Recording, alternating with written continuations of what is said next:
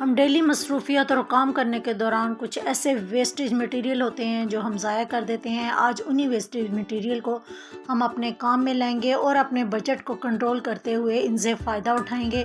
तो चले आएँ अपने हैक्स की तरफ चलते हैं और इन वेस्ट मटेरियल से हैक्स और ऑर्गेनाइजेशन करते हैं। बिस्मिल्लाहिर्रहमानिर्रहीम। अस्सलाम वालेकुम। इब्तिसाम क्रिएटिव पावर में आपको खुशामदीद है। Welcome to my channel. हमेशा खुश रहें, आबाद रहें। वीकली जब हम आउटिंग पे जाते हैं तो बच्चों की सबसे पहली फरमाइश होती है कि हमने फ़ास्ट फूड खाना है। तो फ़ास्ट फूड के साथ इस तरह के केचप के पाउचेस हमें मिलते हैं और हमारे घरों में भी जो डिलीवरी के दौरान आते हैं तो इस तरह के पाउचेस को खोलने का एक मखसूस अंदाज़ है जिससे आपके ना हाथ गंदे होंगे और ना बदतमीज़ी लगेगी। तो इस तरह के पाउचेस को खोलने का एक ये तरीका है। फ़ोक हर वक्त हमारे पास उसी वक्त मौजूद होता है, तो फ़ोक को इसके अंदर डालते हुए थोड़ी सी अगर ऊपर करते हुए हम फोर्स लगाएं तो केचप हमारी बासानी बाहर को आ जाएगी। तो ये है तो एक छोटी सी टिप, लेकिन हमें काफ़ी शर्मिंदगी से बचा सकती है। गैलन हमारे घर में मौजूद होती है, कभी पानी की सूरत में तो कभी ऑयल की गैलन हमारे पास मौजूद होती है। मेरे पास भी ये एक 5 लीटर की गैलन थी जिसको मैं अपनी ऑर्गेनाइजेशन के काम में किस तरीके से लाऊंगी।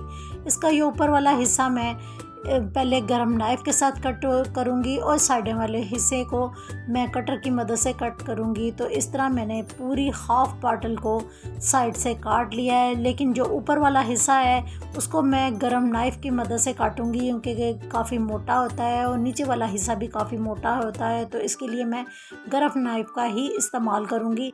बाकी गैलन को मैंने कटर की मदद से काट कर इस तरह 2 पोर्शन में डिवाइड कर दिया है। तो देखें दोनों के साथ एक हैंडल भी आ गया है और ये कितनी ज़बरदस्त सी हमारी 2 बास्केट बन गई हैं। कैबिन के साथ जो ड्रॉ होते हैं उनकी जो ऊपर वाली प्लेस है वो हम यूज़ नहीं कर सकते, क्योंकि अगर हम नीचे वाली प्लेस में चीज़ें रखें तो ऊपर वाली जो प्लेस है वो बिल्कुल भर जाएगी और बिल्कुल मैस सा लगेगा। तो इस तरह तो ड्रॉ को हम इस तरह अरेंज करेंगे कि सबसे पहले मैंने नीचे एक प्लास्टिक बिछा लिया है और बड़े वाले जो स्पून्स हैं सर्विंग के उनको मैंने सबसे नीचे रखा है, ये हमारे कम यूज़ आते हैं। तो ऊपर वाली बास्केट में मैंने अपने तमाम कटर को अरेंज कर दिया है। तो देखें ये कटर कितनी आसानी निकल भी आएंगे और इससे ये हमारी स्पेस कवर भी हो जाएगी। हम कटर का ये अगर बास्केट उठाएं तो नीचे हमारे देखें सर्विंग स्पून भी हमें मिल जाएंगे। अब इसके ऊपर हम दूसरी वाली बास्केट को भी कुछ इस तरह अरेंज करेंगे। जो मेरे दूसरे आम रूटीन में सर्विंग वाले स्पून है वो इसके ऊपर मैं रख लूँगी। तो देखें ये मेरे 3 स्टेप में पूरा ड्रॉ किस तरह अरेंज हो गया और हमारी ये गैलन की जो बास्केट्स हैं बनी हुई ये भी किस तरह काम आ गई। अब हम ड्रॉ को अगर बंद करेंगे तो ये कितनी आसानी से बंद भी हो जाएगा और ये ओपन भी हो जाएगा। और जब हमने कोई चीज़ लेनी होगी तो हम ऊपर वाली बास्केट से लें या नीचे वाली बास्केट से, तो आसानी के साथ हम इस तरह बास्केट उठाएंगे हैंडल के साथ और नीचे से भी हम चीज़ ले सकते हैं, ऊपर से भी, और दरमियान वाली चीज़ को भी हम आसानी से अपने इस्तेमाल में ला सकते हैं। टूटी बास्केट भले ही हमारी सर्विंग या इस्तेमाल में ना आ सके, लेकिन इसमें हम अपनी चीज़ों को बड़े अच्छे तरीके से ऑर्गेनाइज भी कर सकेंगे और इनको आसानी से ले भी सकेंगे। तो इस तरह मैंने अपनी बास्केट को तमाम को रिपेयर कर दिया है 0 नंबर की वायर के साथ, बिल्कुल उसी तरह जिस तरह सुई धागे के साथ स्टिचिंग करते हैं बिल्कुल वैसे ही हमने वायर को बाहर की तरफ मोड़ते हुए इसको अंदर की तरफ कर देना है ताकि हमारे हाथ पे भी ये ना चुभे और हम इसे भरपूर तौर पर फ़ायदा भी ले सकें। हमारी बास्केट देखें कितने अच्छे तरीके से जुड़ चुकी है और महसूस भी नहीं हो रहा कि ये कहीं से टूटी भी थी।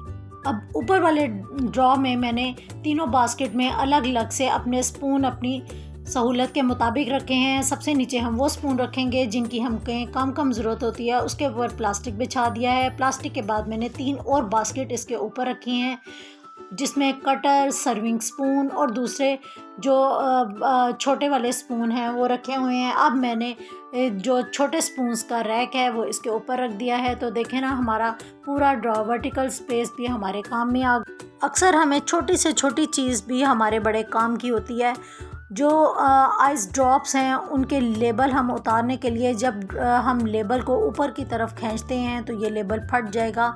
इसको हम नीचे की तरफ हल्का सा मोड़ते हुए अगर खींचें तो पूरे का पूरा लेबल आसानी के साथ उतर जाता है। कोई भी अगर लेबल आपने उतारना हो तो ये बड़ा अच्छा मेथड है कि हम लेबल को नीचे की तरफ जब मोड़ेंगे तो ये पूरे का पूरा लेबल एक ही पेपर के साथ उतरेगा। ये जगह जगह से नहीं फटेगा, वरना हमें उतारने में काफ़ी मुश्किल होगी।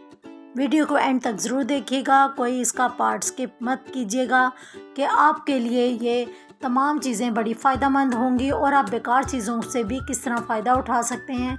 तो देखें, ब्रशेस हमारे वॉशरूम में पड़े होते हैं, लेकिन क्या होता है कि लापरवाही या बच्चों की वजह से कभी कभी इनके जो कवर हैं गुम जाते हैं और ये अनहाइजीनिक हो जाते हैं। तो इसको कैसे हम सेव करेंगे? ड्रॉप्स जो हमने लेबल पहले से उतारा हुआ था, इस ड्रॉप्स को हम ले लेंगे और इसके ऊपर वाले हिस्से को हम बारीक कटर की मदद से कट कर लेंगे, जो कि काफ़ी आसानी के साथ कट हो जाएगा। अगर हम गरम नाइफ़ इस्तेमाल करें तो इससे हमारा ड्रॉप्स काफ़ी जल जाएगा, क्योंकि ये बारीक प्लास्टिक का होता है। तो देखें कटर की मदद से कितनी आसानी से ये कट हो गया। अब इसको हम होल्डर के तौर पर बड़े अच्छे तरीके से यूज़ कर सकते हैं। ऑयल के कार्डबोर्ड के बॉक्सेस का मैं आपको इस्तेमाल पहले बता चुकी हूँ, लेकिन इसके जो पाउचेज़ हैं वो बड़ी काम की चीज़ हैं। इसको भी आप वेस्ट नहीं करें, बल्कि किचन में कई ऐसे काम होते हैं जिन्हें करने के बाद हमें काफ़ी आसानी भी होगी और हमारे ये पाउचेज़ किस तरह काम आएंगे। तो पहले वाला घी का पाउच लेते हैं, क्योंकि घी इसके अंदर चिपका होता है, ज़ाया नहीं होता। तो इनको मैंने अंदर से कटिंग कर लिया है। कटिंग करके इनको खोल दूंगी और खोलने के बाद मैं इसको अपने जो रोज़मर्रा मेरा आटा इस्तेमाल होता है, जिसे हम रोटियां वगैरह बनाते हैं, उस आटे के ऊपर इसको रख दूंगी। इसको उल्टा करके घी वाला हिस्सा आटे के ऊपर आएगा। इस तरीके से दबा कर मैं रख लूँगी तो ये होगा कि ऊपर से आटा हमारा काला भी नहीं होगा और ना ही जमेगा, तो रोटी हमारी बड़ी अच्छी और नरम बनेगी। ऑयल के दूसरे वाले साशे को भी मैंने सेंटर से काट लिया है, जो कि हमारी बड़ी मुश्किल को आसान करेगा। अक्सर ये होता है हम कटलेस और शामी वगैरह जब बनाते हैं तो जब हम नीचे रखते हैं तो हल्का सा हवा लगने की वजह से उसका मटेरियल बैठ जाता है या हमारे बर्तन के साथ चिपक जाता है। तो जब हम ये पाउच वगैरह बिछा कर इसके ऊपर अपने शामी और कटलेस वगैरह रखेंगे तो ये चिपके का भी नहीं और आसानी से इससे अलग भी हो जाएगा, और इसी तरह हम इसको फ्रीज़ भी कर सकते हैं। अब तीसरे वाले पाउच से हम क्या काम लेने वाले हैं? तीसरे वाले पाउच जो है वो हमारी और ज़्यादा मुश्किल को भी आसान करने वाला है। जो हमारी बच्चियां बिगनर्स होती हैं, उनको रोटी बनानी नहीं आती, या ये होता है कि हम जो मकई के आटे की रोटी होती है वो हम नहीं बना सकते, तो इसको हम इस तरीके से रोटी को इसके अंदर रखेंगे पेड़े को और इसके ऊपर बेलना शुरू कर देंगे। सेम इसी मेथड से हम मकई की रोटी को भी बेल कर बना सकते हैं, क्योंकि ये बड़ी सॉफ्ट नरम रोटी भी बनेगी और बड़ी बारीक भी बनेगी। अपनी बच्चियों को स्पेशली तौर पर यह तरीका ज़रूर सिखाएं कि इस तरीके से रोटी को बेला करें, तो इस तरह देखें उनकी प्रैक्टिस भी हो जाएगी। गर्मियाँ आते ही कीड़े मकोड़े और कीड़ियाँ तो निकलती हैं। ख़ास तौर पर खुश्का जो हम रोटी में इस्तेमाल करते हैं उसमें कीड़ियाँ वगैरह आ जाती हैं, तो इसके लिए मैंने एयर टाइट बॉक्स लिया है। लेकिन बेलन को भी हम नहीं भूलेंगे। बेलन जब हम इसके ऊपर रखते हैं तो कभी बेलन इधर गिरता है तो कभी उधर गिरता है। इसको एक प्रॉपर जगह देने के लिए हम एक पुरानी लिड का इस्तेमाल करेंगे। ये मेरे पास फालतू लिड थी, टाइट प्लास्टिक की है। लगा था इसका कि मैं आपके साथ इसका एक हैक शेयर कर सकूं। इस लिड को मैंने गरम नाइफ़ की मदद से काटा है, ये कटर की मदद से नहीं कटेगी।